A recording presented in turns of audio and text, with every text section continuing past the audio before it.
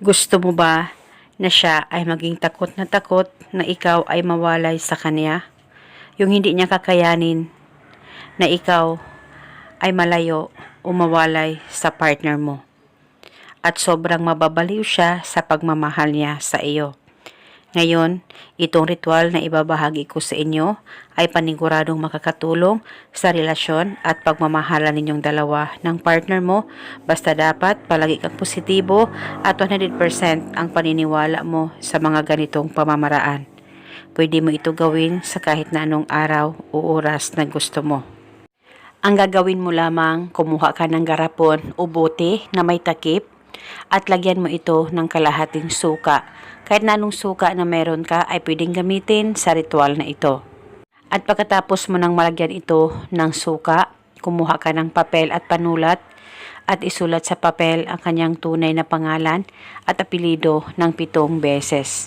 At pagkatapos ay tupiin ang papel kahit ilang tupi at ilagay ito sa loob ng bote o garapon na inihanda mo na may kalahating suka. At pagkatapos ay pwede mo nang takpan ang ritual at alugin ng 3 alog.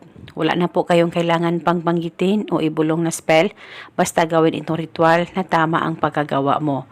Huwag po kayong mag-alala kung mapupunit po yung papel na nasa loob ng bote o sa garapon ay wala pong problema.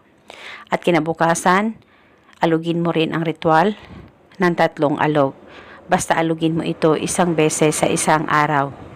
At paniguradong siya ay maging takot na mawalay ka sa kanya. At sobrang mamahalin kanya ng buong buo habang buhay. Basta gawin itong ritual sa mabuti at manalangin ng taimtim sa ating may kapal. At itago mo itong ritual pang matagalan dahil isa itong gabay para patuloy ang pagmamahalan at relasyon ninyong dalawa ng partner mo. At eto muna sa ngayon, maraming salamat po sa panunood. May God bless us all.